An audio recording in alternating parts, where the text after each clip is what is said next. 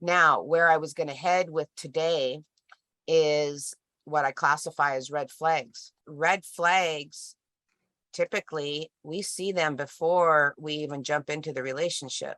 And yet we go through and we rationalize them, deny them, do all kinds of things. And then we end up buying into a relationship thinking it's all that. And then we wonder why we're so sad later. So when it comes to red flags, these are behaviors that we are socialized to interpret as caring, attentive, romantic, such as jealousy, possessiveness.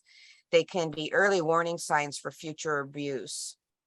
These are sometimes referred to as red flags. And if you're noticing a red flag, it's time to slow down, observe their behaviors, reassess the situation for value matches. Okay, now these red flags are things that you recognize early in the relationship. However, because like I can be emotionally driven, I might be choosing a partner or a friend based on how it feels versus the intention that I have behind it. And so if we look at the T model, this is helpful when choosing relationships. Are you choosing them because it feels good in the moment? Or are you being intentional about making sure your values are in sync? And I know for me, my first husband, I chose because of my feeling, and we had huge value clashes. So what I'd like you to do is pick a relationship that went bad for you in the past. And again, it can be a friendship or a partnership. So what I'd like you to do is to count how many of these were in that prior relationship before you even committed to the relationship.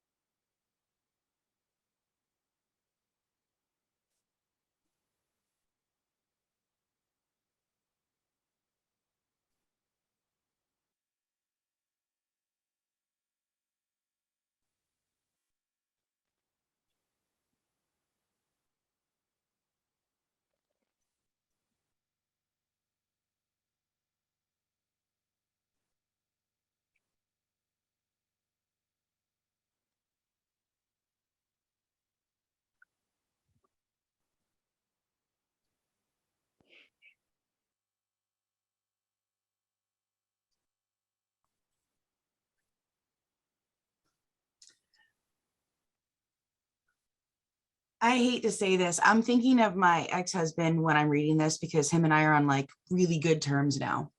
And we're really good friends, co-parenting our daughter and whatnot. And so when our relationship started, like, what did I see from here? And I'm seeing that he presented maybe 5% of this.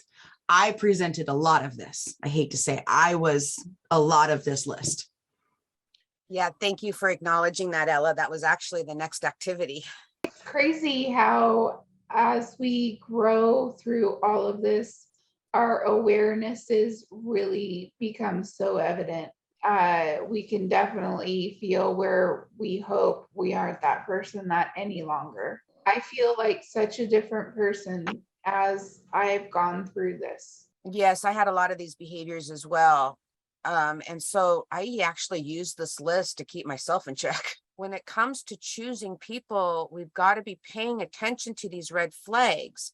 Now, what the problem with this is, we get ourselves involved here, and our old self all of a sudden wants to start picking up these victimology behaviors, even with friends or new family members. What is it about you that kept you denying those behaviors and continuing to engage in that relationship? Probably because you feel so uncomfortable in the situation and unhappy with how you're feeling that you try to grasp any control in the situation that you can have.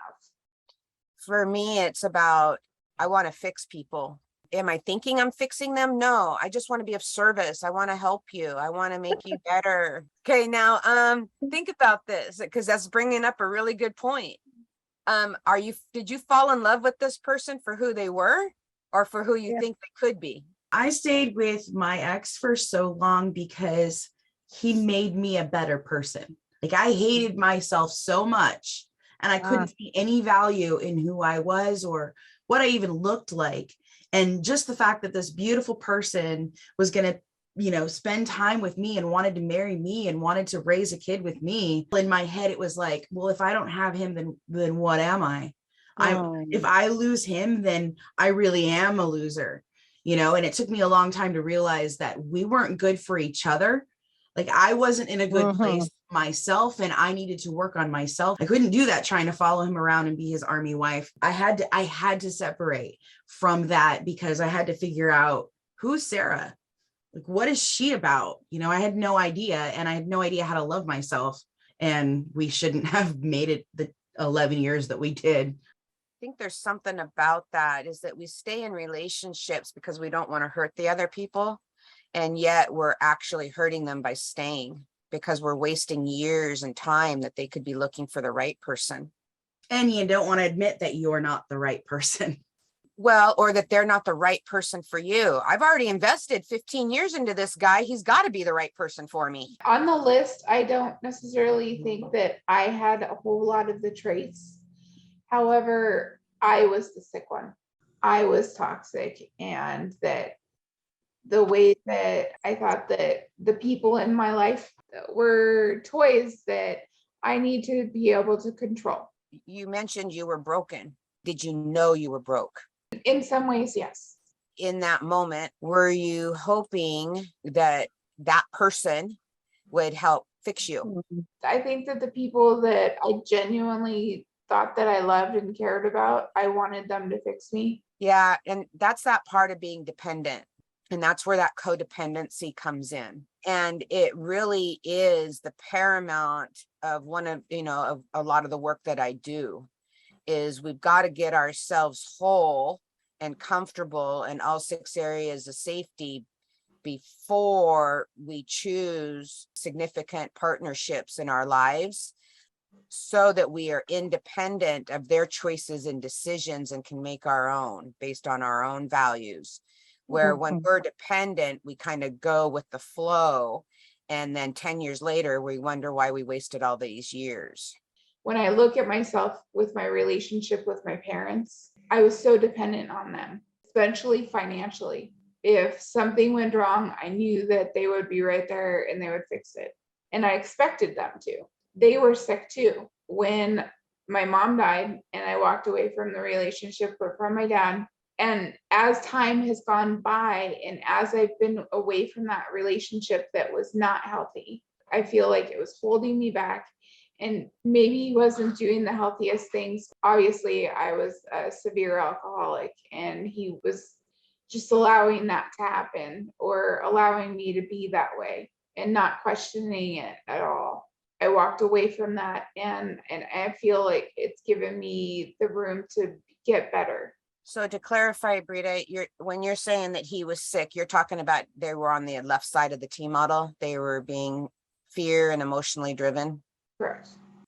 We have a tendency to think our parents are right, and that they know. And I too was highly dependent on my family to provide me emotionally and mentally and spiritual comfort, and even physical comfort. And then all of a sudden I'm thrown out into the big world and then attempting to figure this all out on my own. And you got to remember, our parents were raised to live in fear. Okay, anywhere from, World War I through Korean War, through World War II and Vietnam, our parents and grandparents lived along very difficult, hard times. So being in fear was a daily activity. And then what they did is they ended up raising us in that same cultural understanding. Okay, so what I'd like to do is to kind of go back to the red flag activity that we did. How are you seeing that those red flags relate to the T model for yourself? The first thing that I can see is that The red flags are places where I have triggers. They're places where I historically have reacted from automatic.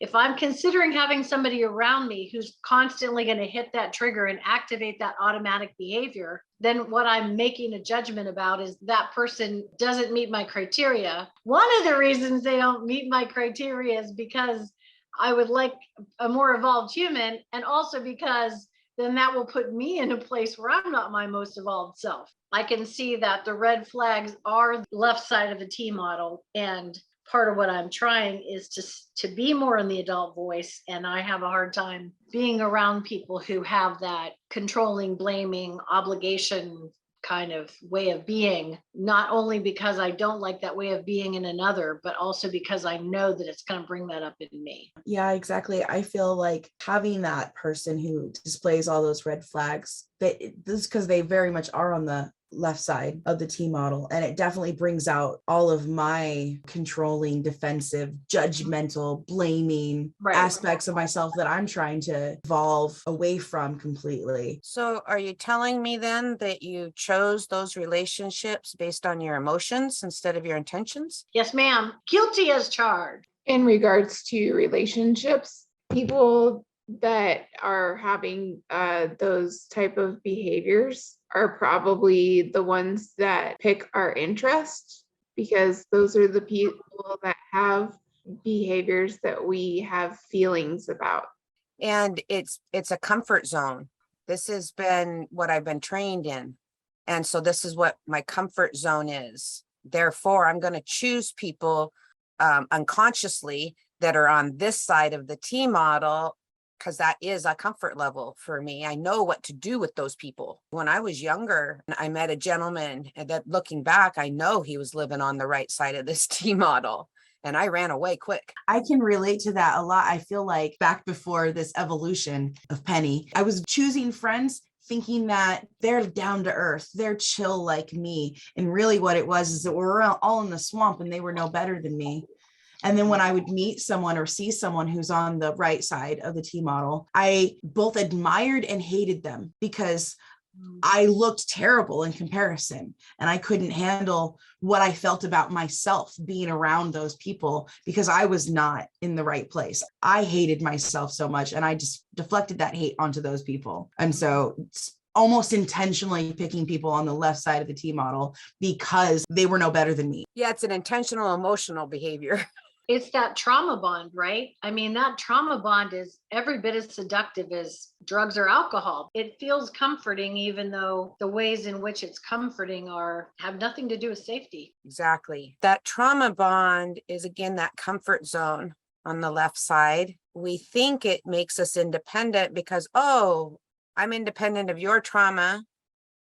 But yet we become dependent on each other to kind of rehash the trauma. What I've experienced is that they're choosing on the left side of this T model emotionally because it feels good. Oh, she likes me, therefore I like them. Really, what this whole fixture picker is about is identifying what you need in your life and then choosing that person intentionally based on those needs. Got to be careful that we don't just see a red flag and then throw the person away like they're not a good fit. It's more important that when you see a red flag, you start getting into this curiosity to see what level that red flag is. Was it just the moment, or is this a continual habitual behavior that is going to be impacting me 20 years from now? Because I can't change anyone, right? It's my job to be very observant, to experience my experience as well as observe their behavior, so I can see what is acceptable or non-acceptable to me in my 6 areas of safety. So in some pieces and parts, those red flags, even if they do exist, I've learned how to manage them so they're not impactful to my 6 areas of safety. So for me, that becomes like really slippery. You know, what are too many red flags? What does that mean? And am I going to even be able to be removed from the situation enough to really clearly see and make the right decision? Yeah, so let's talk about that for a minute. First of all, we have a tendency to pick relationships, buy into them, commit to them, and state undying loyalty to this person before 2 years. It takes 18 months to understand another human. If they have been forthright for the first 9 months to 12 months, biologically, our chemicals are in flooding our system, which is all the love hormones. And life is so grand. I got this new relationship I'm just enjoying. And then if you're young, before you know it, you're pregnant and you're sharing bank accounts, and a year comes up and you're like going, who is this person? I don't even know who they are. So we're buying into relationships far too quickly, including our friendships. And it's really our job to sit in observation and curiosity to see if the behavior fits.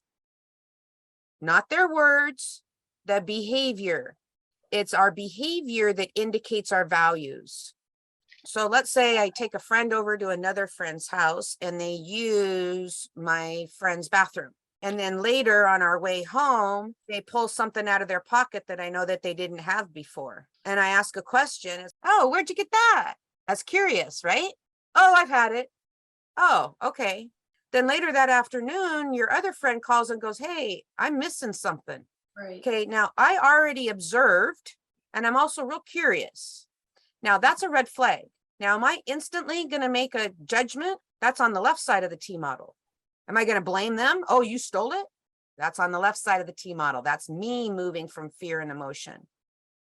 I don't want to be a victim of someone else's actions and behaviors towards someone else that has nothing to do with me other than my friendship. And so we can move into defense without even having all the information. This is the time for you to be paying attention to that friend's behaviors in the future. And I set them up for success. So I'll leave stuff out to prove to me that they are of trust. You let me know who you are. And it's going to be some minor items or nothing of value.